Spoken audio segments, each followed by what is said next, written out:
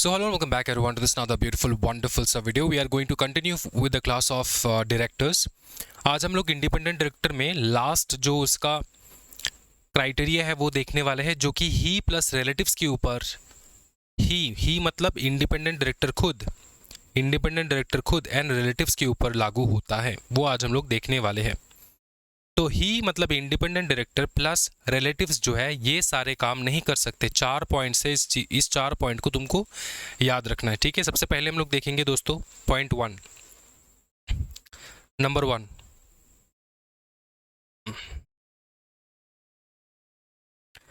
Point 1 कहता है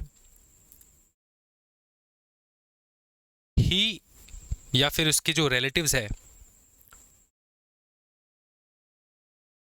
cannot इस कैनॉट को याद रखना, ठीक है। कैनॉट होल्ड और have held KMP position. KMP की पोजीशन पे वो नहीं होना चाहिए। और बी या फिर हैव बीन एन एम्प्लॉई, क्या बताओ, an employee of the company, उसके होल्डिंग, उसके सब्सिडरी एंड उसके एसोसिएट में। समझ में आ रहा है? अच्छा, ये जो है ये कब तक, in any 3 preceding financial year, immediately preceding होगा ये 3 इमीडिएटली प्रीसीडिंग फाइनेंशियल ईयर। अब इसको समझो, इसका मतलब ये होता है कि अगर तुम एक KMP बनना चाहते हो किसी भी कंपनी में, तो तुम खुद, सॉरी KMP कह रहा हूँ, इंडिपेंडेंट डायरेक्टर बनना चाहते हो, इंडिपेंडेंट डायरेक्टर खुद प्लस उसके जो रिलेटिव्स है वो इस कंपनी की होल्डिंग, सब्सिडरी या फिर एसोसिएट में कभी भी, पकड़ लो इस साल 2026 में तुम बनना चाहते हो, तो इसको जो प्रीसीडिंग, इमीडिएटली प्रीसीडिंग 3 साल रहेंगे। इमीडिएटली प्रीसीडिंग का मतलब होता है 25, 24 एंड 23, ठीक है। अगर इमीडिएटली नहीं होता तो हम लोग कह सकते थे कि इमीडिएटली तो है नहीं, इसका मतलब 26 से पहले कोई भी साल, जैसे कि 2003, 2004, ये सब हम लोग कैलकुलेट मतलब पकड़ सकते थे। लेकिन क्योंकि यहाँ पे इमीडिएटली प्रीसीडिंग 3 ईयर लिखा है, इसलिए हम लोग इसके पीछे के जो इमीडिएट 3 साल होंगे वो चेक करेंगे। इन 3 सालों में ना तो तुम कंपनी में एक KMP की पोजीशन होल्ड कर रहे थे या फिर तुम एम्प्लॉय बन के बैठे थे। समझ में आ रहा है? अगर इन 3 सालों में, पकड़ लो आज के साल में तुम इंडिपेंडेंट डायरेक्टर बनना चाहते हो कंपनी में, तो आज से पहले जो 3 साल गया, इमीडिएटली 3 साल गया, इन 3 सालों में तुम कभी भी इस कंपनी में या फिर कंपनी की होल्डिंग, सब्सिडरी, एसोसिएट में ना तो तुम KMP की पोजीशन होल्ड कर रहे थे, ना ही एम्प्लॉय की पोजीशन होल्ड कर रहे थे। क्या ये समझ में आ रहा है? क्या ये समझ में आ चुका है दोस्तों? नेक्स्ट पॉइंट हम लोग देखने वाले हैं, सेकेंड पॉइंट हम लोग जाने वाले। सेकेंड पॉइंट में बताया कैनॉट को याद रखना हमेशा, ठीक है। बी और have been employ,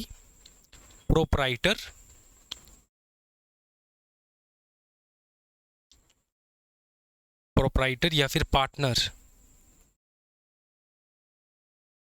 partner in any of the 3 immediately preceding financial year, ठीक है। समझ में आ रहा है? ऑफ, अब देखो ऑफ नंबर 1, ऑडिट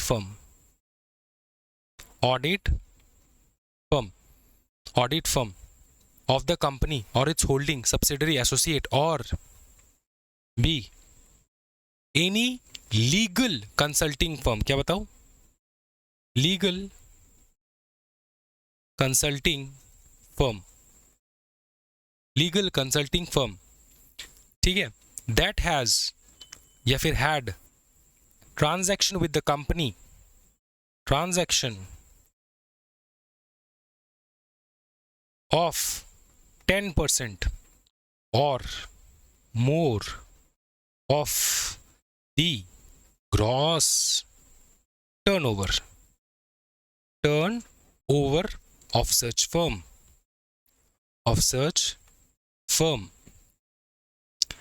समझे? Of such firm. अब जब तुम ये देखोगे तब तुमको लग रहा होगा यार सर बहुत ज़्यादा कॉम्प्लिकेटेड है। कुछ कॉम्प्लिकेटेड नहीं है, मैं तुमको समझा रहा हूँ पॉइंट बाय पॉइंट, इसको बहुत अच्छे से समझ लेना है तुमको। अब यहाँ पे दो चीज़ें हैं जो तुमको ध्यान में रखना, एक है ऑडिट फर्म, दूसरा है legal consulting firm. Audit firm का रिक्वायरमेंट ये है कि देखो कंपनीज जो है ना, कंपनी जो है जैसे फर्म खोलते हैं हम लोग, ठीक है, CS के फर्म, कंसल्टिंग फर्म, या फिर CA खोलते हैं अपने ऑडिट फर्म्स, ठीक है। तो कंपनी बहुत बार ऐसा करता है कि किसी भी ऑडिट फर्म से अपने कंपनी का ऑडिटिंग करवाता है, अंडरस्टूड, किसी भी ऑडिट फर्म से अपने कंपनी का ऑडिटिंग करवाता है। अब देखो बात यह है कि तुम इस ऑडिट फर्म के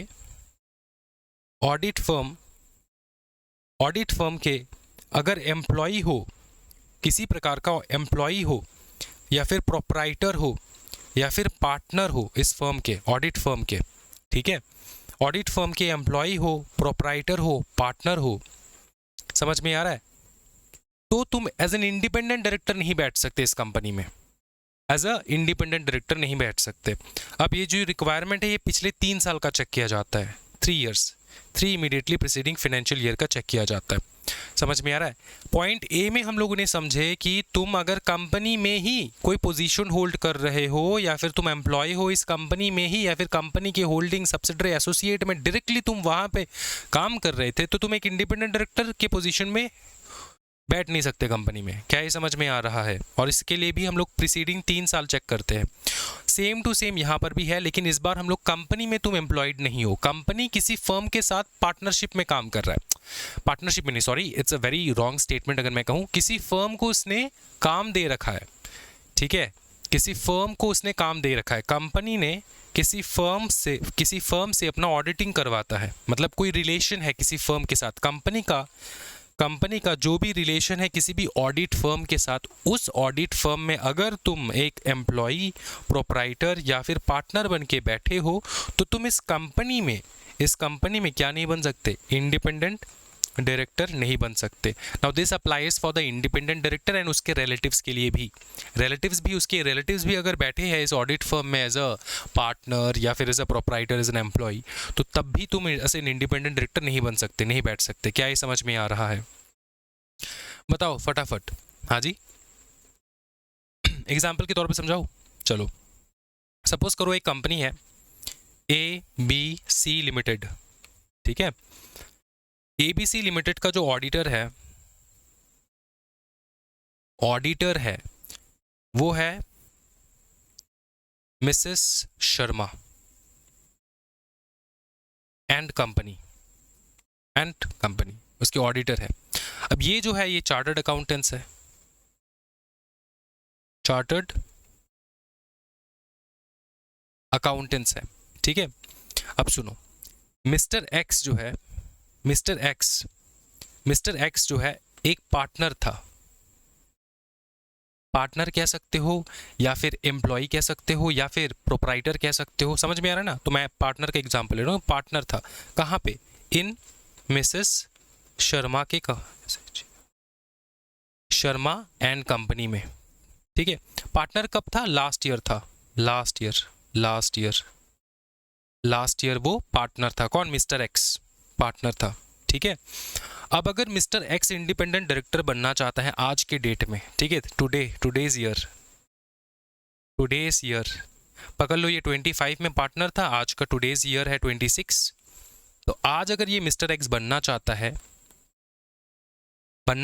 क्या बताओ? Independent director. कहाँ पे? ABC लिमिटेड में अगर मिस्टर एक्स बनना चाहता है as an independent director ABC limited में, क्या वो बन सकता है? आंसर है नो। क्यों? क्योंकि वो पार्टनर था उस कंपनी में, उस कंपनी के ऑडिटर फर्म में। समझ में आ रहा है? जैसे कि ये जो कंपनी है ये जो कंपनी एबीसी लिमिटेड, इसका जो इसका जो ऑडिटिंग करता है, कौन ऑडिटिंग करता है? मिसेस शर्मा एंड कंपनी, ठीक है। तो मिसेस शर्मा एंड कंपनी जो ऑडिटिंग कंपनी है या फिर ऑडिटिंग फर्म हम लोग कह सकते हैं, फर्म है, ठीक है, ऑडिटिंग फर्म है। तो वहाँ पे वो एज अ पार्टनर बैठा था, वो एज अ पार्टनर बैठा था। और ये जो पार्टनर बैठा था उसका भी 3 साल कंप्लीट नहीं हुआ है, मतलब 3 साल इमीडिएटली प्रीसीडिंग 3 साल में अगर वो एज अ पार्टनर बैठा है, क्योंकि यहाँ पे हम लोग देख पा रहे हैं कि 25 में वो एज अ पार्टनर था और 26 में वो बनना चाहता है। अब पकड़ लो, वो 25 में पार्टनर नहीं था, वो 2005 में पार्टनर था, 2005 में पार्टनर था, 2014 में पार्टनर था, 2019 में पार्टनर था, 2021 में पार्टनर था। तो 26 में क्या वो एक्स जो है वो एबीसी लिमिटेड में एज एन इंडिपेंडेंट डायरेक्टर बैठ सकता है? अब ये तुम्हारे दिमाग में रखना होगा कि एबीसी लिमिटेड का जो ऑडिटिंग देखता है, जो फर्म है, उस फर्म में कौन से साल में वो एज अ पार्टनर था। तो देखा जाए क्या पिछले 3 साल में वो पार्टनर था? आंसर है नो, पिछले 3 साल में नहीं था सर। 25 में नहीं था, 24 में नहीं था, 23 में नहीं था, इसमें भी नहीं था, इसमें भी नहीं था, इसमें भी नहीं था। तो अगर नहीं था तो मिस्टर एक्स जो है बन सकता है, यस, वो एक इंडिपेंडेंट डायरेक्टर बन सकता है इन एबीसी लिमिटेड। क्या ये समझ में आ रहा है? क्या ये क्लियर है? बी वाला जो क्लॉज है वो उसमें हम लोग ने समझा, बी वाला क्लॉज, ये legal consulting firm. Legal consulting firm का क्या है चक्कर, मैं तुमको समझाता हूँ। अब पहला तो हम लोगों ने ये वाला देखा है, ये ए वाला एग्जाम्पल मैंने दे दिया है ऑडिट फर्म का। अब पकड़ लो बी वाले कंसल्टिंग फर्म के बारे में बात करते हैं। कंसल्टिंग फर्म का क्या है तुमको समझो। कंसल्टिंग फर्म में क्या बताया गया है कि सपोज करो मिस्टर कह रहा हूँ एबीसी लिमिटेड रेगुलरली हायर करता है एक लीगल एक्सपर्ट का एलएलपी फर्म है, ठीक है, समझ में आ रहा है? एक लीगल एक्सपर्ट को हायर करता है, समझ में आ रहा है? अब पकड़ लो क्या, अब सुनो, अच्छे से सुनो। अब ये जो मिस्टर एक्स है ना, वो इस लीगल एक्सपर्ट के जो फर्म है उसमें शायद वो पार्टनर या फिर वो प्रोपराइटर या फिर वो क्या बताओ, पार्टनर, प्रोपराइटर एंड एम्प्लॉय है, ठीक है, समझ में आ रहा है? एम्प्लॉय है। अब यहाँ पे हम लोग क्या चेक करेंगे, यहाँ पे अलग है, यहाँ पे 3 साल वाला हम लोग चेक नहीं, यहाँ पे 3 साल वाला एग्जैक्टली हम लोग कूदेंगे नहीं इसके ऊपर। हम लोग चेक करेंगे कि क्या इस लीगल एक्सपर्ट का जो फर्म है, एलएलपी है, इसका अगर पकड़ लो, इसने अगर अर्न किया ₹20 लाख, किससे अर्न किया? एबीसी लिमिटेड से। क्यों अर्न किया? क्योंकि वो लीगल कंसल्टेंसी सर्विस दे रहा था,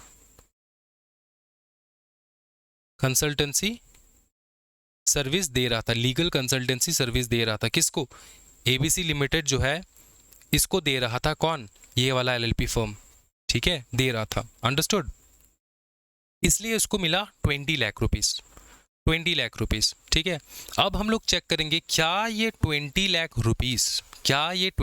रुपीस हम लोग क्या कैलकुलेट करेंगे, इस फर्म का जो टोटल टर्नओवर है, टोटल क्या है बता दो फटाफट, टोटल टर्नओवर है। अब हम लोग कैलकुलेट करेंगे ये जो लीगल एक्सपर्ट एलएलपी है इसके टर्नओवर को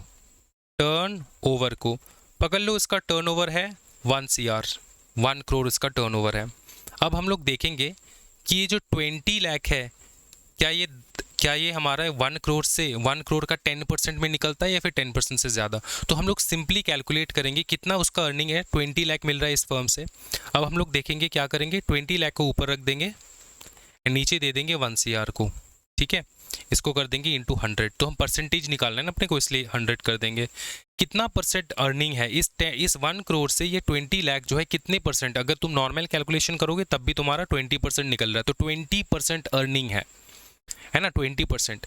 लेकिन तुम्हारे लॉ में क्या बताया कि तुम 10% अर्निंग तक ठीक है। 10% अगर अर्निंग है, 10% से नीचे अगर तुम अर्न कर रहे हो, तुम्हारा जो भी, देखो तुम कौन, ये जो एबीसी लिमिटेड है इसने किसको पैसा दिया? लीगल एक्सपर्ट को।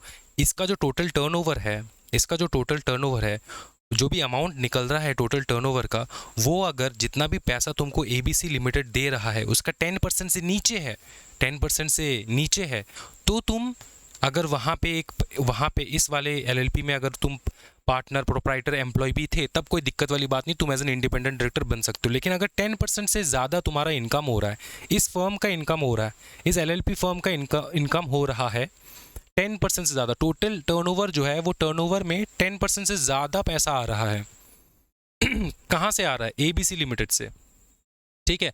तो तुम एज अ इंडिपेंडेंट डायरेक्टर नहीं बन सकते, क्योंकि अपने को पता है कि 10% का मैक्स जो है तुम्हारा कैलकुलेशन के टाइम में 10% मैक्स तुम, वो जो फर्म है जिस फर्म में तुम एज अ पार्टनर थे, लीगल फर्म है, 10% तक तुम ले सकते हो वो ले सकता है उस टारगेट कंपनी से। क्या ये समझ में आ रहा है? बताओ ना फटाफट। हाँ जी तो मिस्टर एक्स जो है यहाँ पे एज अ मिस्टर एक्स जो है यहाँ पे पार्टनर था किसका?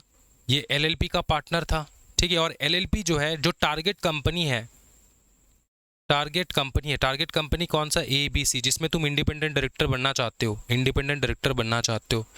टारगेट कंपनी से ये एलएलपी अगर इसके टोटल टर्नओवर का 10% से ज़्यादा इनकम इसी सिर्फ एबीसी लिमिट से आ रहा है, तो तुम नहीं बन सकते। 10% से ज़्यादा अगर आ रहा हो तो हमने यहाँ पे कैलकुलेट किया 20 लाख का हम लोगों ने एग्जाम्पल लिया, तो 20% निकल रहा है, तो that's why he cannot be N independent director. समझ में आ रहा है कहाँ पे इंडिपेंडेंट डायरेक्टर नहीं बन सकता? एबीसी लिमिटेड में। क्या ये समझ में आ रहा है? हाँ जी, क्या ये समझ में आ रहा है? हाँ जी, ओके, ये क्लियर हो चुका है, कोई दिक्कत वाली बात नहीं है। तो लीगल कंसल्टेंसी का हम लोग चेक करते हैं 10%।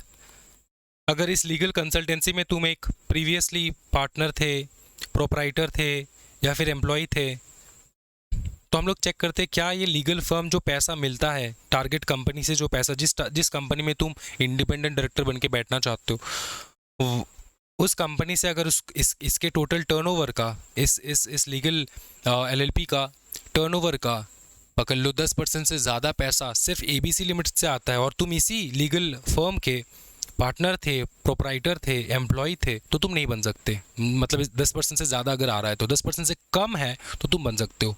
शैल नॉट एक्सीड 10%, इस बात का याद रखना। अच्छा, इतना तुम याद रख पाओगे? एबीसी हो चुका है, कितना हम लोगों ने देख रखा है। ये 2 वाला पॉइंट कंप्लीट हो चुका है, ठीक है। अब हम लोग 3 वाले पॉइंट में जा रहे हैं। कोई डाउट हो तो तुम बार बार पूछ सकते हो, कोई टेंशन वाली बात नहीं है। 3 वाले पॉइंट में जाएंगे। थर्ड पॉइंट में क्या बताया? थर्ड पॉइंट में बताया, सिंपल सा बताया कि वो ही प्लस उसके जो रिलेटिव्स है,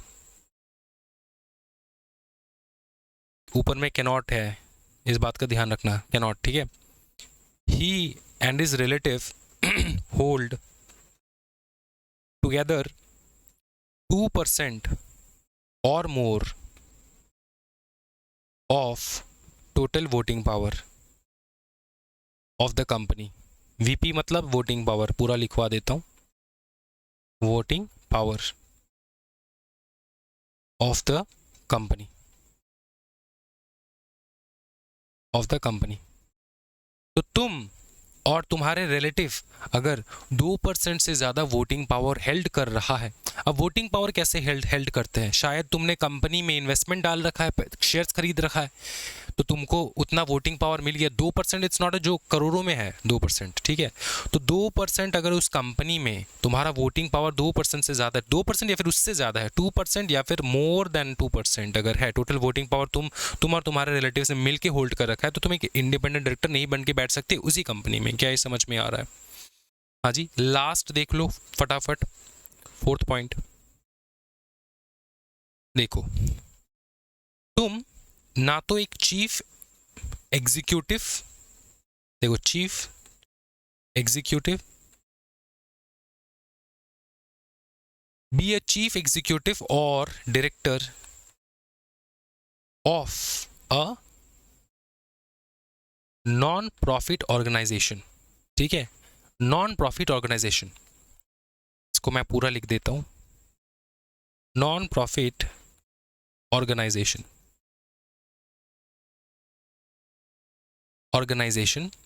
जो रिसीव करता है, दैट रिसीव्स, कितना पता है, दैट रिसीव्स 25%, 25% और मोर, 25% of more of its receipts, of its from the company, from the company,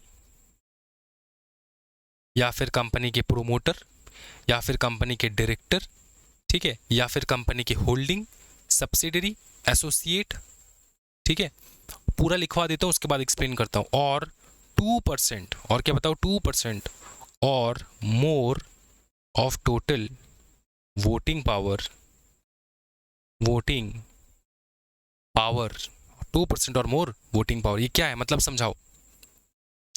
देखो, अगर तुम कंपनी में इंडिपेंडेंट डायरेक्टर बन के बैठना चाहते हो तो ना ही तुम खुद इंडिपेंडेंट डायरेक्टर जो तुम हो, प्लस तुम्हारे जो रिलेटिव्स है, वो चीफ एग्जीक्यूटिव या फिर डायरेक्टर बन के नहीं बैठ सकता एक ऐसे नॉन प्रॉफिट ऑर्गेनाइजेशन में, ठीक है। नॉन प्रॉफिट ऑर्गेनाइजेशन में तुम एक चीफ एग्जीक्यूटिव इंसान बन के बैठे हो, पोजीशन हेल्ड करते हो, या फिर डायरेक्टर की पोजीशन हेल्ड करते हो एक ऐसे नॉन प्रॉफिट ऑर्गेनाइजेशन में जिसको डोनेशन मिलता है कितना, 25% तक या फिर उससे ज़्यादा, ठीक है। टोटल डोनेशन जो इस NPO को मिलता है, नॉन प्रॉफिट ऑर्गेनाइजेशन को मिलता है, टोटल डोनेशन जो मिलता है उसका 25% इसी कंपनी से आ रहा है। कौन से कंपनी से, जो तुम्हारा टारगेट कंपनी है, जो तुम्हारा टारगेट कंपनी है, जहाँ पे तुम एज एन इंडिपेंडेंट डायरेक्टर बन के बैठना चाहते हो, वो कंपनी, टारगेट कंपनी इस नॉन प्रॉफिट ऑर्गेनाइजेशन को, उसका जो नॉन प्रॉफिट ऑर्गेनाइजेशन का जो टोटल रिसीट है उसका 25% तो सिर्फ यही तुम्हारा जो टारगेट कंपनी वो सेंड करता है, और इसी ऑर्गेनाइजेशन में तुम चीफ एग्जीक्यूटिव या फिर डायरेक्टर के पोजीशन होल्ड करके बैठे हो। समझ में आ रहा है? या तो 25% और मोर ये कंपनी तुमको, तुम्हारा डायरेक्टली वो जो तुम्हारा टारगेट कंपनी है वो तुमको भेज रहा है, मतलब इस नॉन प्रॉफिट ऑर्गेनाइजेशन को, या फिर इस कंपनी का जो तुम्हारा प्रोमोटर है। समझ में आ रहा है? कंपनी का क्या है बताओ, प्रोमोटर है, डायरेक्टर है, होल्डिंग है, सब्सिडरी है, एसोसिएट है, इनमें से कोई भी अगर 25% कोई भी डोनेशन कर रहा हो, वो कंपनी खुद नहीं लेकिन उसके जो प्रोमोटर है या फिर कंपनी का जो डायरेक्टर है, होल्डिंग है, सब्सिडरी है, एसोसिएट है, वो अगर डोनेट कर रहे हो इस नॉन प्रॉफिट ऑर्गेनाइजेशन में, इसका जो टोटल रिसीट है उसका 25% या फिर उससे ज़्यादा डोनेशन सिर्फ यही कंपनी या फिर उसके प्रोमोटर या फिर डायरेक्टर या फिर होल्डिंग या फिर सब्सिडरी या फिर एसोसिएट, वो लोग डोनेशन कर रहे हैं, और उसी नॉन प्रॉफिट ऑर्गेनाइजेशन में अगर तुम एक चीफ एग्जीक्यूटिव की पोजीशन हेल्ड करके बैठे हो या फिर डायरेक्टर की पोजीशन हेल्ड करके बैठे हो, तो तुम इंडिपेंडेंट डायरेक्टर बन के नहीं बैठ सकते इस कंपनी में। क्या है समझ में, तुम्हारे टारगेट कंपनी में, क्योंकि ये टारगेट कंपनी जो है ना, ये टारगेट कंपनी जो है ये 25% तक का डोनेशन। अब देखो एक चीज समझो, एकदम साइकोलॉजी चीज समझो कि क्यों ये हो रहा है। सिंपल बात ये है कि देख, अगर तू आज के डेट में तू इस नॉन प्रॉफिट ऑर्गेनाइजेशन में क्या होल्ड पकड़े, डायरेक्टर है तू ये जो नॉन प्रॉफिट ऑर्गेनाइजेशन है, ये जो नॉन प्रॉफिट ऑर्गेनाइजेशन है, इसमें तू एक डायरेक्टर है, ठीक है, और तू ये जो कंपनी है, कंपनी का इंडिपेंडेंट डायरेक्टर भी बन के बैठा है। फॉर एग्जांपल, अलाउड नहीं है लेकिन अगर तू बैठा है तो क्या हो सकता है समझ यार, ये जो कंपनी है ना, ये इस NPO को जो है 25% तक का उसका जो टोटल डोनेशन आता है, 25% का डोनेशन ये कंपनी खुद देता है, या तो कंपनी देता है या फिर कंपनी के promoter, director, associate, subsidiary, holding, ये लोग देते हैं, ठीक है। तो तू एज एन इंडिपेंडेंट डायरेक्टर, तू इंडिपेंडेंट कहाँ रहा। देख, जब तू NPO का डायरेक्टर है, तू सोचेगा ना कि मैं ऐसा क्या काम करूं कि मेरे को ज़्यादा से ज़्यादा डोनेशन मिले, ठीक है। तो तू क्या करेगा कि तू अगर कुछ गलत भी हो रहा हो इस कंपनी में, तो कुछ नहीं बोलेगा, तू कुछ नहीं बताएगा। क्यों नहीं बताएगा क्योंकि भाई तेरे को नुकसान हो जाएगा। अगर तूने कुछ सवाल उठाया इस कंपनी में, अगर कुछ भी उल्टा सीधा हो रहा है और तू एज एन इंडिपेंडेंट डायरेक्टर तूने सवाल उठाया, शायद ये हो सकता है कि कंपनी जो है तुमको डोनेशन देना बंद कर दे। समझ में आ रहा है? तो तू इंडिपेंडेंट बन के तो नहीं बैठ सकता ना। तो टोटल मोटिव ही ये है कि तू, तेरा इंडिपेंडेंस नहीं रहेगा। समझ में आ रहा है? इसलिए इंडिपेंडेंट डायरेक्टर वो बंदा होना चाहिए जिसका कोई मोह माया ना हो कंपनी से, कोई रिलेशन ही ना हो किसी प्रकार का। क्या ये समझ में आ रहा है? हाँ जी, बता दो फटाफट, क्या ये समझ में आ रहा है? तो क्या ये याद रख पाओगे? और इसके पूरे इसमें हम लोगों ने कहाँ से कहाँ तक स्टार्ट किया, मैं तुमको बता दूं। हम लोगों ने जब स्टार्ट किया था, मैंने तुमको ये बताया था ए से लेकर एच नहीं एफ तक का सफ़र था हमारा, ठीक है। अब लास्ट पॉइंट बचा है एफ, ये देख लो फटाफट। ई हो चुका है, ई हम लोगों ने एक्सप्लेन कर दिया है, ई हो चुका है। अब लास्ट पॉइंट है एफ, इसको देख लो फटाफट। लास्ट पॉइंट है एफ, इसको देख लो फटाफट। एफ में क्या बताया, एकदम सिंपल चीज़ बताया, कुछ नहीं बताया। तुम एज एन इंडिपेंडेंट डायरेक्टर बन के बैठना चाहते हो तो तुम्हारे पास क्या पोजेस करना होगा तुमको, possesses appropriate skill, appropriate skill होना होगा तुम्हारे अंदर, ठीक है। एप्रोप्रिएट स्किल होना होगा, एक्सपीरियंस होना होगा, नॉलेज होना होगा, नॉलेज होना होगा ऑफ वन और मोर फील्ड्स। नॉलेज जैसे कहाँ पे नॉलेज, जैसे कि फिनेंस में, लॉ में, मैनेजमेंट में, सेल्स में ठीक है, मार्केटिंग में, एडमिनिस्ट्रेशन में, ठीक है। तो दो या फिर दो से ज़्यादा फील्ड में, 2 और मोर फील्ड में तुमको नॉलेज होना होगा। या तो फिनेंस एंड लॉ में तुम्हारा नॉलेज है, या फिर मार्केटिंग मैनेजमेंट में नॉलेज है। तो इस प्रकार से दो से ज़्यादा 2 या फिर उससे ज़्यादा फील्ड में तुमको नॉलेज होना होगा। क्या है समझ, कॉर्पोरेट गवर्नेंस, टेक्निकल ऑपरेशंस वगैरह, समझ में आ रहा है, समझ में आ रहा है। जो कंपनी की बिजनेसेस है, कंपनी की बिजनेस है, उससे रिलेटेड तुम्हारा एक्सपर्टीज होना होगा, कंपनीज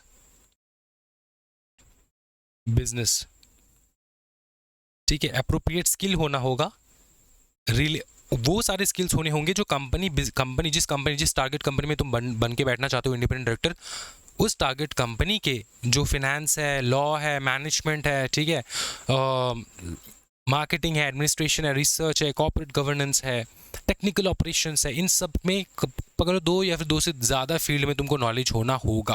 क्या ये समझ में आ रहा है? अब 2 क्वेश्चन मैं तुमको यहाँ पे पूछने वाला हूँ, इसको बहुत अच्छे से समझना है देख लो फटाफट दोस्तों, 2 क्वेश्चन मैं तुमको बना के देता हूँ। पहला क्वेश्चन ये, फटाफट आंसर करना कमेंट सेक्शन में। पहला क्वेश्चन ये कि अगर स्पाउस है, किसका स्पाउस है? सेक्रेटरियल ऑडिटर, मतलब सेक्रेटरियल ऑडिटर कौन है? कंपनी सेक्रेटरी है, ठीक है, सेक्रेटरियल ऑडिटर, सेक्रेटरियल ऑडिटर या फिर स्टैट्यूटरी ऑडिटर,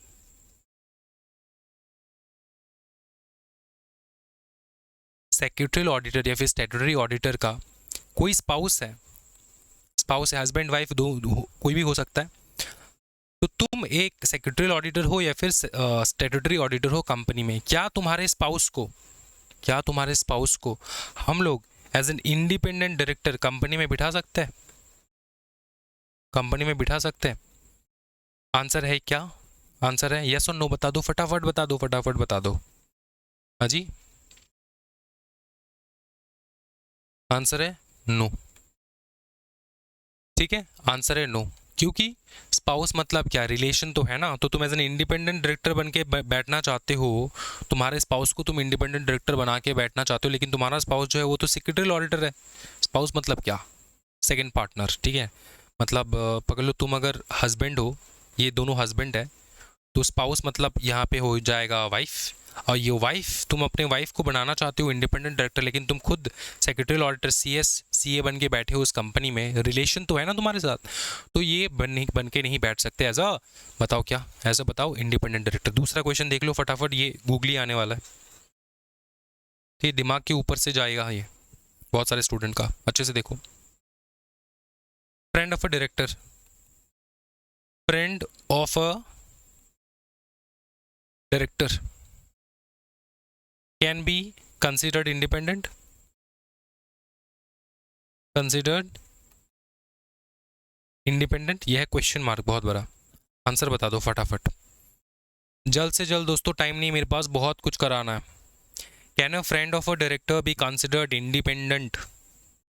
हाँ जी बता दो, हाँ जी बता दो, हाँ जी बता दो। Can a friend of a director be considered independent? Can a friend of a director can B can be N independent director? Answer yes और नो बता दो फटाफट। आंसर है यस। लॉ डज नॉट, और यस लिख के आ जाएगा examination में तो पूरा मार्क नहीं मिलेगा, तो कंप्लीट सेंटेंस लिखो। यस के पीछे भी बहुत कुछ है लिखने वाला।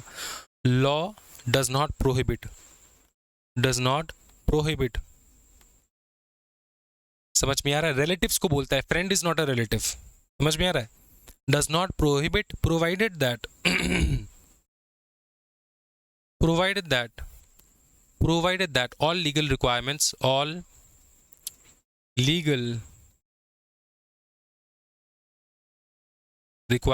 are fulfilled। ठीक है, तो तुम फ्रेंड हो सकते हो डायरेक्टर का, तुम इंडिपेंडेंट डायरेक्टर भी बन सकते हो। पकड़ ले, आज कोई इंडिपेंडेंट डायरेक्टर आ रहा है कंपनी में, तो तेरे को क्या लगता है सब लोग क्या उसके रूठे रूठे रहेंगे क्या? उससे दोस्ती नहीं करेंगे? दो दोस्त तो बन ही सकते हैं, उसमें क्या दिक्कत है ना? समझ में आ रहा है? तो हाँ, डायरेक्टर का फ्रेंड भी इंडिपेंडेंट डायरेक्टर बन सकते हैं, क्योंकि वो फैमिली तो है नहीं, वो रिलेटिव के डेफिनेशन में नहीं आता। क्या है, समझ में आ रहा है? अब नेक्स्ट क्वेश्चन देख लो फटाफट। कमेंट सेक्शन में कमेंट करना है दोस्तों, वरना शिवजी देख रहे हैं दोस्तों, सच्ची में फेल करवा देंगे, और मैं नहीं चाहता कि तुम लोग फेल हो जाओ, ठीक है? और कभी ऐसा नहीं सोचना कि भगवान के ऊपर हो तुम, ठीक है? देख रहे भगवान। Can a spouse of an independent director, can a spouse of an independent director be appointed as a independent director? Question mark. अब तुम सोचोगे सर कंपनी में तो एक ही इंडिपेंडेंट, अबे घोचू, कंपनी में एक इंडिपेंडेंट डायरेक्टर बैठता है क्या? हाँ, मार मार के कचुम्बर बना दूंगा मैं तुम्हारा, देख कहाँ गया।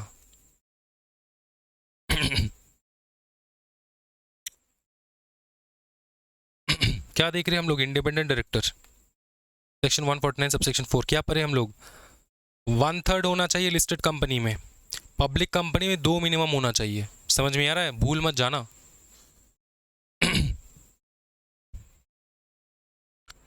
सुन, तो क्वेश्चन ये है, क्या इंडिपेंडेंट डायरेक्टर के जो स्पाउस है उसको हम लोग इंडिपेंडेंट डायरेक्टर बना सकते हैं क्या? बताना यार, मजेदार क्वेश्चन।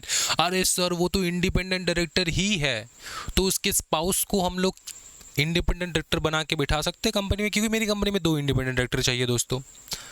बताओ फटाफट। हाँ जी, हाँ जी, बता दो, बता दो कमेंट सेक्शन में फटाफट। अच्छे बच्चे, मज़ेदार बच्चे, बहुत अच्छे, बहुत ब्यूटीफुल, बहुत सुंदर, बताओ ना दोस्तों। आंसर है नो। का है सर, का हुआ यहाँ पे? का गड़बड़ हो गया सर? इंडिपेंडेंट डायरेक्टर खुद इंडिपेंडेंट डायरेक्टर है, लेकिन वो अपने स्पाउस को एज एन इंडिपेंडेंट डायरेक्टर नहीं बिठा सकता। का है? आंसर ये है कि तुमको इंडिपेंडेंट डायरेक्टर, तुम अगर इंडिपेंडेंट डायरेक्टर हो तो तुम डायरेक्टर तो हो ना कंपनी का। अब तुम सेकंड इंडिपेंडेंट डायरेक्टर को बिठाना चाहते हो। अब इस डायरेक्टर के लिए इंडिपेंडेंट डायरेक्टर की कंडीशन क्या है? कंडीशन ये है कि ये जो इंडिपेंडेंट डायरेक्टर है इसका कोई रिलेशन नहीं होना चाहिए प्रेजेंटली जो भी डायरेक्टर्स बैठे हैं उनके साथ, है ना? हाँ, भूल गए? Section 149 subsection 6 clause B sub clause 2 याद दिलाऊं? देख देख देख देख यहां पे लिख लो promoter plus director, director promoter. shall not be a promoter director of the company। यहां पे लिख लो shall not be or related shall not be or related to a director या फिर promoter of holding subsidiary associate company. Simple बात, ठीक है?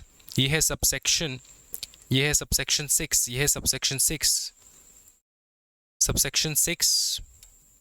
Section 149 subsection 6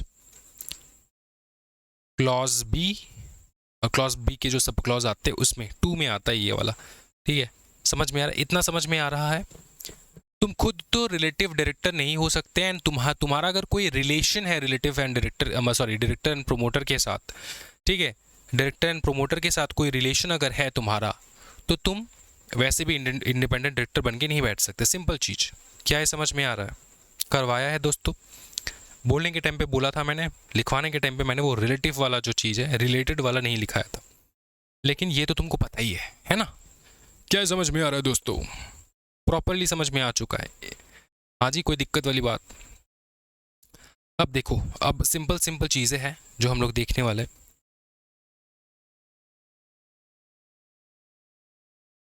देख, अच्छे से देख।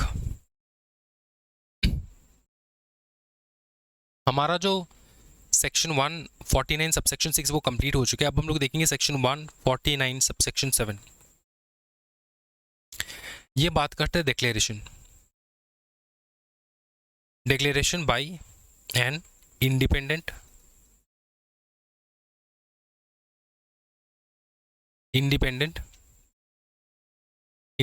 डायरेक्टर। इंडिपेंडेंट डायरेक्टर डिक्लेरेशन, किस प्रकार का डिक्लेरेशन के बारे में बात हो रहा है? देखो, इसको बताना होता है, ठीक है, एवरी इंडिपेंडेंट डायरेक्टर को बताना होता है, एक डिक्लेरेशन देना होता है कि वो सारे कंडीशंस को मेट कर रहे हैं, कि वो सारे कंडीशन को मीट कर रहे हैं, कि वो सारे कंडीशन को मीट करे। क्या वो? कि वो सारे कंडीशन को मीट कर रहे हैं, कि वो सारे कंडीशन को मीट कर रहे हैं। समझ में आ रहा है? कंडीशन को मीट कर रहे हैं ऑफ एन इंडिपेंडेंट डायरेक्टर। अब ये डिक्लेरेशन कब देगा? सबसे पहले फर्स्ट मीटिंग में जब भी वो एज अ डायरेक्टर बैठेगा बोर्ड में, उसका जो पहला मीटिंग होगा उसमें वो बता देगा कि भैया हम अपने इंडिपेंडेंट डायरेक्टर का जो सारे रूल्स एंड रेगुलेशन वो सारे सेटिस्फाई करते हैं and I meet all the criteria of independence. क्या है, समझ में आ रहा है? ठीक है। दूसरी बार first board meeting in every financial year, मतलब एक फाइनेंशियल ईयर में जो भी पहला बोर्ड मीटिंग होता है, एवरी बोर्ड मीटिंग में वो बताएगा कि मैं कंडीशन फुलफिल करता हूं। ये अपना डिक्लेरेशन वो खुद देगा। तीसरा ये है, अगर किसी प्रकार का चेंजेस हुआ, ठीक है, any changes that affects his independence, मतलब उसकी इंडिपेंडेंस को अगर कुछ इफेक्ट हुआ, शायद उसने थोड़ा ज़्यादा पैसा इन्वेस्ट कर दिया कंपनी में फॉर एग्जांपल, तो उसका इंडिपेंडेंस हैम्पर हो गया। तो जिस भी वक्त हैम्पर हुआ, कोई भी इफेक्ट आया उसकी इंडिपेंडेंस में, उसी टाइम पे इमीडिएटली उसको बताना होता है। क्या है, समझ में आ रहा है? Whenever there is any change in circumstances which may affect his status as an independent director. Is that clear? ये 3 कंडीशन तुमको याद रखना है, कब कब उसको डिक्लेरेशन देना होता है। क्या है, समझ में आ रहा है? ओके। फिर हम लोग देखेंगे सेक्शन 149 सबसेक्शन 8 देखेंगे। 149 सबसेक्शन 8। अब ये जो इंडिपेंडेंट डायरेक्टर्स होते हैं ना,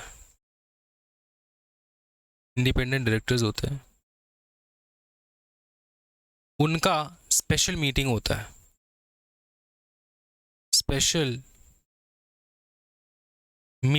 क्या होता है बताओ? स्पेशल मीटिंग होता है। तो क्या वो अपनी स्पेशल मीटिंग सेपरेटली हेल्ड कर सकते हैं? स्पेशल मीटिंग मतलब सेपरेट मीटिंग, मतलब इस मीटिंग में सिर्फ इंडिपेंडेंट डायरेक्टर्स ही आएंगे। क्या वो हो सकता है? आंसर है yes. The independent director of the company shall hold at least one meeting in a financial year. एक फाइनेंशियल ईयर में कम से कम एक सेपरेट इंडिपेंडेंट डायरेक्टर के मीटिंग होना चाहिए without the attendance of non independent director. वहां पे किसी प्रकार के नॉन इंडिपेंडेंट डायरेक्टर्स नहीं आना चाहिए। मिनिमम एक, कोई मैक्सिमम लिमिट है? मैक्सिमम लिमिट नहीं है।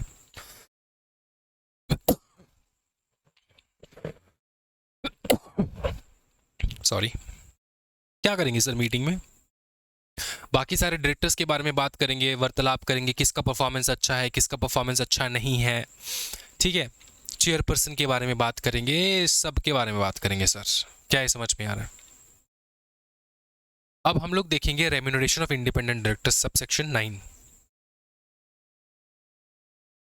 सेक्शन 149, सबसेक्शन 9, रेम्यूनरेशन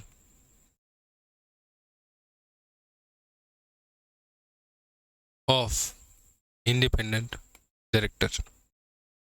ठीक है, सिंपल बात, सबसे पहला चीज जो उसका मना है, no stock option. Stock option किसको दिया जाता है? एम्प्लॉय स्टॉक ऑप्शन किसको दिया जाता है? ईसॉप, जो कंपनी में एम्प्लॉय है, ठीक है, कंपनी का है, कंपनी का प्रॉपर्टी है, लेकिन इंडिपेंडेंट डायरेक्टर बेटा इंडिपेंडेंट रहता है, उसको ईसॉप नहीं मिल सकता, किसी प्रकार का स्टॉक ऑप्शन के लिए वो इंटाइटल्ड नहीं रहता है। तो ये वो इसको क्या मिल सकता है फिर? व्हाट? उसको मिल सकता है पहला चीज, 1 लाख रुपए पर पिछवाड़ा लगाने का सीट में, 1 लाख पर सिटिंग, 1 लाख तक का, जितनी बार मीटिंग होगा पर सिटिंग पर मीटिंग। डायरेक्टर्स की जो मीटिंग होते हैं ना, जितनी बार मीटिंग होगी उतनी बार उसको 1 लाख रुपए दिया जाएगा। क्या ये सब समझ में आ रहा है? अगर उसको किसी प्रकार का खर्चा हुआ है मीटिंग में आने के लिए, मीटिंग में बैठने के लिए, किसी प्रकार का खर्चा हुआ, किसी प्रकार का हो सकता है, उसको रिएम्बर्स कर देगा। कौन? Company. Reimbursement, reimbursement of any expenses, ठीक है। मीटिंग में पार्टिसिपेट करने के लिए जो भी उसको खर्चा आया होगा वो क्या कर सकता है बताओ? रिएम्बर्स कर देगा। क्या उसको सैलरी मिल सकता है? नहीं, उसका कोई सैलरी नहीं होता दोस्तों, सैलरी नहीं होता, लेकिन हाँ प्रॉफिट रिलेटेड कमीशन होता है।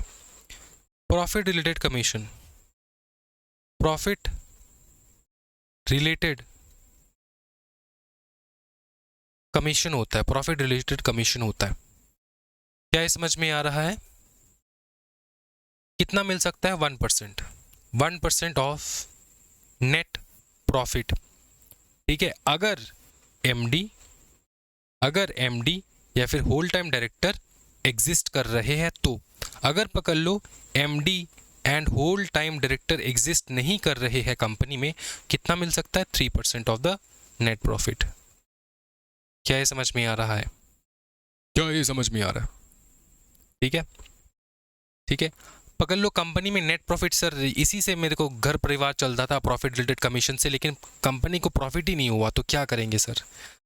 कंपनी अगर लॉस मेकिंग है, लॉस मेकिंग कंपनी, तुमको बताया था ना एक शेड्यूल था, शेड्यूल 5, शेड्यूल 5 में एग्जीक्यूटिव नॉन एग्जीक्यूटिव दोनों के लिए बताया गया था कितना कितना पैसा दे सकते हैं हम लोग। हाँ बताओ ना। तो शेड्यूल 5 के अकॉर्डिंग इसको पैसा मिलेगा, जैसे कि सर समझा दो फटाफट, कहाँ पे आपने बताया था? होली चिड़ैया, नन्ही सी चिड़िया, भूल जाते हो सब कुछ तुम। कहाँ गया? ये है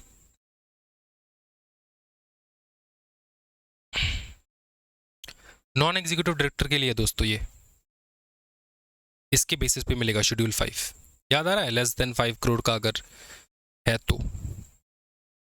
और ये था एग्जीक्यूटिव के लिए जो हमने बताया था, ठीक है, ये एग्जीक्यूटिव के लिए है। अंडरस्टूड? शेड्यूल 5 में एग्जीक्यूटिव नॉन एग्जीक्यूटिव दोनों के लिए बताया गया है। तो non executive independent director, non executive directors होते हैं, उसको इसी प्रकार से मिलेगा। क्या ये समझ में आ रहा है? क्या ये समझ में आ रहा है? ये मैंने एक्सप्लेन कर दिया था पहले, तो अभी मत बोलो कि सर फिर से एक्सप्लेन कर दो, ऐसा नहीं करना है, ठीक है ना दोस्तों? अच्छे बच्चे हो ना। आगे देखेंगे हम लोग। अच्छा, एक चीज समझ,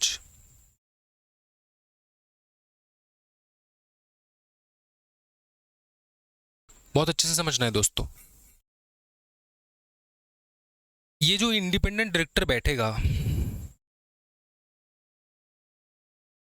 सेक्शन 149 सबसेक्शन 10, ये जो इंडिपेंडेंट डायरेक्टर बैठेगा इसका टर्म ऑफ ऑफिस क्या रहेगा? टर्म ऑफ ऑफिस कितना होना चाहिए?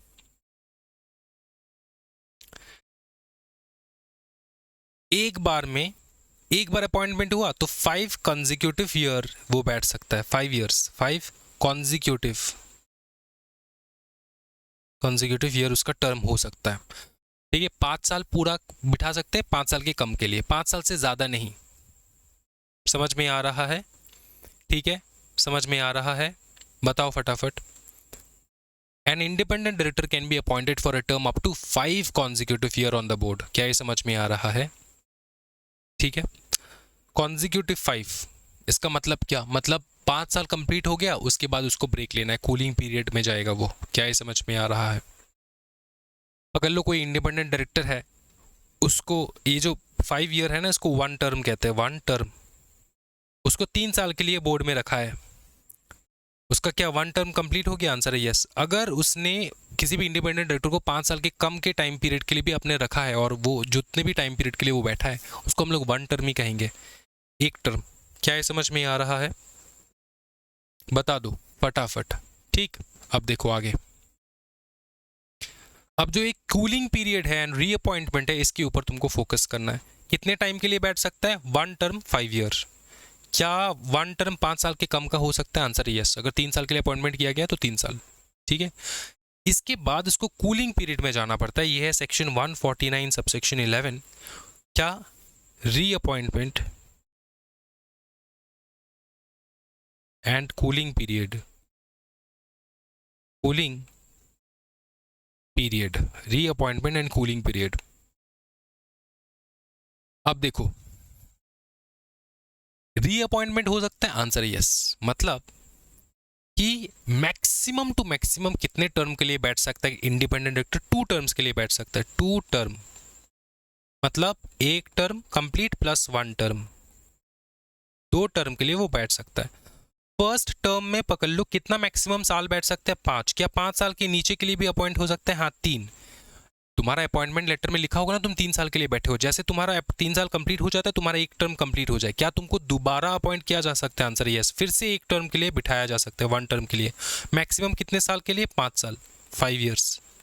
क्या एक 5 ईयर्स से कम भी हो सकते हैं? हाँ, 3 ईयर्स भी हो सकता है। तो कितने टर्म के लिए वो बैठ सकता है? रीअपॉइंटमेंट कितनी बार होगा? एक ही बार होगा रीअपॉइंटमेंट। पहली बार फर्स्ट टर्म कंप्लीट हो गया, उसके बाद फिर से दोबारा तुम बिठा सकते हो उसको रीअपॉइंट करके। रीअपॉइंट करने के बाद 100% मैंडेटरी हो जाता है तुम्हारा कूलिंग पीरियड। इसके बाद तुमको कूलिंग पीरियड में जाना होता है, कूलिंग पीरियड में जाना होता है। ये कूलिंग पीरियड रहता है 3 ईयर्स का, 3 साल का कूलिंग पीरियड में तुमको जाना होता है। क्या समझ में आ रहा है? इस 3 साल के कूलिंग पीरियड में तुम कंपनी के साथ किसी भी प्रकार का अपॉइंटमेंट, एसोसिएशन डायरेक्टली इनडायरेक्टली नहीं रख सकते। क्या ये समझ में आ रहा है? बता दो फटाफट। हाँ जी, ठीक है, पकड़ लो। तो मैक्सिमम कितने साल के लिए बैठ सकता है एक इंडिपेंडेंट डायरेक्टर? तुमको बोलना है, तुमको कैसे लिखना, कैसे एग्जामिनेशन में तुमको लिखना है, can sit for maximum, sit कह सकते हो, can be appointed for maximum 2 term of 5 year each. ठीक है, लिख सकते हो can be reappointed after completing 1 term. ठीक है, अब ये ऐसा क्यों, ये टर्म हम लोग क्यों कहते हैं? क्यों ना हम लोग सिर्फ 5 साल के? क्योंकि 5 साल के नीचे के लिए भी तुम अपॉइंट हो सकते हो, उसको एक ही टर्म माना जाएगा। समझ में आ रहा है? तो क्वेश्चन मार्क ये है, मैं क्वेश्चन बोलता हूँ तुमको, पकड़ लो। मिस्टर एम इंडिपेंडेंट डायरेक्टर बन के बैठा है 3 साल के लिए, एक ही टर्म के लिए। उसका जो पहला टर्म था इस कंपनी में 3 साल के लिए उसको अपॉइंटमेंट मिला, 3 साल कंप्लीट हो गया, फिर से रीअपॉइंटमेंट हो गया 4 साल के लिए, तो टोटल कितना हो गया? 7 साल, 7 ईयर्स। अब अपने को पता है 5 ईयर ईच 2 टर्म मतलब 10 टर्म के लिए वो बैठ सकता है। तो क्या 7 ईयर्स कंप्लीट होने के बाद, 2 बार अपॉइंटमेंट होने के बाद, क्या फिर से जो उसका पेंडिंग है, पेंडिंग कितना है, 8 9 10 3 साल, क्या इस 3 साल के लिए फिर से उसको इंडिपेंडेंट डायरेक्टर बना सकते हैं? आंसर है नो। तुम्हारा टोटल कैप है 10, लेकिन तुमको अपॉइंट किया गया था 2 टर्म के लिए, तो टर्म हम लोग काउंट करेंगे, एक टर्म में मैक्सिमम 5 साल। क्या ये समझ में आ रहा है? भले ही तुम्हारा 10 साल कंप्लीट ना हो, तुमको हम लोग एक टर्म, दोनों टर्म कंप्लीट हो चुका है ये हम लोग मानेंगे, क्योंकि तुम्हारा 2 बार अपॉइंटमेंट, एक बार अपॉइंटमेंट उसके बाद रीअपॉइंटमेंट हुआ है। क्या ये समझ में आ रहा है? क्या ये समझ में आ रहा है?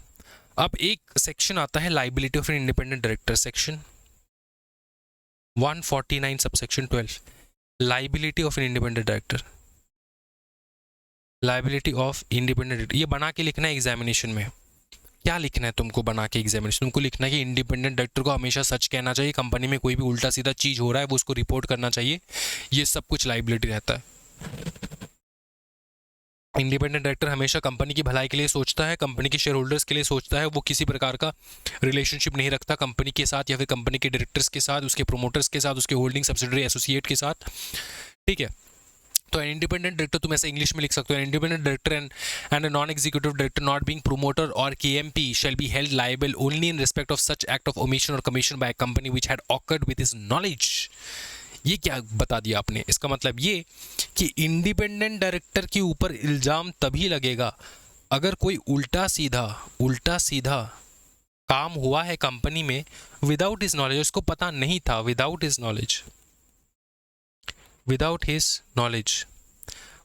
नॉलेज अगर कोई उल्टा सीधा काम हुआ है तो ये बच सकता है, लाइबिलिटी नहीं है इसका। लेकिन अगर इसके नॉलेज में रहते कोई उल्टा सीधा काम हुआ है और इसको पता था उल्टा सीधा काम हो रहा है, तो ये लायबल है। देखो मैं तुमको एक सिंपल चीज समझाता हूँ। कंपनी में हुआ फ्रॉड, सारे डायरेक्टर्स को 1000 करोड़ मिला, 1000 करोड़ का घपला किया सारे डायरेक्टर्स मिलके। अब जब पुलिस आएगा तो डायरेक्टर बोलेगा company is a separate legal entity, company को पकड़ो, हम लोग नहीं। तो क्या करेगा पुलिस ऑफिसर? लगाएगा lifting up of corporate veil, lifting up of corporate veil या फिर प्रेसिंग ऑफ कॉर्पोरेट वेल। ठीक है, कॉर्पोरेट वेल उठा देगा तो वो झांक के देख पाए कि डायरेक्टर्स में से कौन से डायरेक्टर्स गलती किए। तो सारे डायरेक्टर्स को पकड़ा जाएगा, जो भी एग्जीक्यूटिव डायरेक्टर्स है सब, चाहे एक इन्वॉल्व था दूसरा इन्वॉल्व नहीं था, सबको पकड़ेंगे।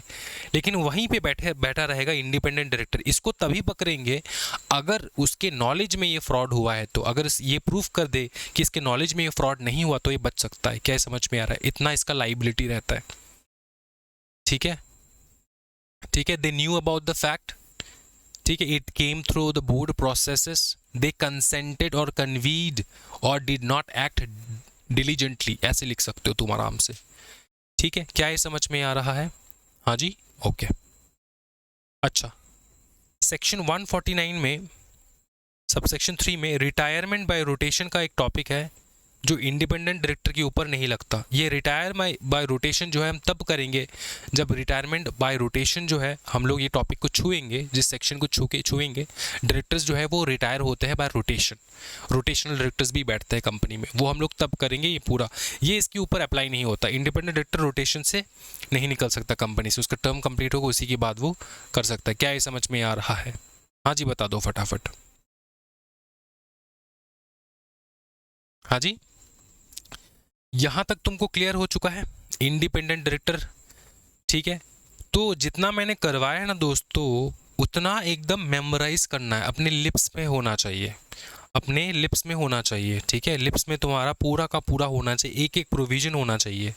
इसका नोट्स मैंने अवेलेबल करवा दिया, तो नोट्स को अच्छे से पढ़ लेना है, और जो मैंने नोट्स बनाए हैं वे चार्ट फार्ट बना के पढ़ाया तुमको, इसको भी तुमको अच्छे से कर लेना है। सेक्शन 149 यहाँ पे कंप्लीट हो जाता है, सेक्शन 149 यहाँ पे कंप्लीट हो जाता है। एक बार मैं चेक कर लूँ एक चीज, हम लोगों ने दोस्तों सेक्शन 149 कंप्लीट कर रखा है। ठीक है, ये सारे कंप्लीट कर रखे हैं हम लोगों ने। क्या क्या कंप्लीट हो चुका है मैं एक बार मार्क करवा देता हूँ। अच्छे से देखना है, हो चुका है, ह्यूमंगस टॉपिक हो चुका है 149। डेटा बैंक में थोड़ा और एक्सप्लेन करूंगा, ये हो चुका है। अपॉइंटमेंट ऑफ डायरेक्टर्स हम लोग करेंगे, ये हुआ नहीं है, 152 अपॉइंटमेंट ऑफ डायरेक्टर्स करेंगे। ठीक है, उसके बाद डीन हो चुका है, अलॉटमेंट हो चुका है, ये हो चुका है, डीन डायरेक्टर चलो हो चुका है, ऑब्लिगेशन टू इंडिकेट डीन ये हो चुका है। चलो बहुत इंटरेस्टिंग टॉपिक्स आने वाला है दोस्तों। हम लोग नेक्स्ट जो क्लास करेंगे वो है, सबसे पहले हम लोग नक्की करेंगे इसको अपॉइंटमेंट ऑफ डायरेक्टर्स को 152, उसके बाद 160 करेंगे, 161, 162, ये एक के बाद एक करेंगे, कोई टेंशन वाली बात नहीं है। अब सीधा डायरेक्टर्स के ऊपर बात होगा, इन होल इनकम्प्लीट। इतना टाइम तो हम लोगों ने इंडिपेंडेंट डायरेक्टर्स के बारे में देखा, पूरा जो कंपनी में डायरेक्टर्स बैठेंगे ना उनके अपॉइंटमेंट, रेजिग्नेशन, वेकेशन। वेकेशन मतलब सर घूमने जाने के बारे में भी लिखा है क्या? वेकेशन का मतलब तो ऑफिस से निकल जाना दोस्तों, घूमने वाला चीज़ नहीं। कंपनी सेक्रेटरी हो तुम दोस्तों, ऐसे छोटे मोटे बातें जो है नहीं किया करते। नंबर ऑफ डायरेक्टरशिप तो हम लोगों ने नंबर ऑफ डायरेक्टरशिप मैंने तुमको एक्सप्लेन कर दिया था ना, number of directorship explain. Sir फिर से कर दो ना, मज़ा आ जाएगा। नंबर ऑफ डायरेक्टरशिप कर दिया था, लेकिन फिर से कर दूंगा, टेंशन ना लो, ठीक है। उसके बाद लोन टू डायरेक्टर्स, ये थोड़ा भारी टॉपिक होगा, लोन टू डायरेक्टर्स ये वाला टॉपिक देखेंगे। बहुत सारे बच्चों को डाउट रहता है लोन टू डायरेक्टर्स, लेकिन मैं करवा दूंगा ये टॉपिक। ये जो है ना ये जो हमारा जो क्लास है डायरेक्टर का, ये और एक हफ्ता चलेगा डायरेक्टर का क्लास, क्योंकि ये सबसे बड़ा चैप्टर है दोस्तों। डायरेक्टर कर रहे हो तुम, एक बार डायरेक्टर कंप्लीट हो जाए उसके बाद हम लोग क्या करेंगे, हम लोग करेंगे वो ऑडिटर करेंगे, ठीक है, मज़ा आ जाएगा। या फिर देख लेंगे कौन सा सबसे हाईएस्ट वेटेज वाला चैप्टर है, उसको कर लेंगे। तो आज के वीडियो में इतना ही दोस्तों। इसके जो आज का जो प्रैक्टिस सेट रहेगा वो मैं अपलोड कर दूंगा, ज़रूर उसको प्रैक्टिस करना घर में। एक दिन मैं ग्रुप में अनाउंस करूंगा कि ग्रुप में खोल रहा हूँ, सारे प्रैक्टिस सेट्स को जो भी तुमने प्रैक्टिस किया उसको अपलोड करना है ग्रुप में। इससे होगा क्या, इससे तुम्हारा भलाई होगा दोस्तों, ठीक है। तो आज की वीडियो में इतना ही दोस्तों, ज़रूर वीडियो को लाइक कर देना, चैनल को सब्सक्राइब कर देना। Thank you so much everyone, happy learning guys, bye bye, take care, Jai Hind.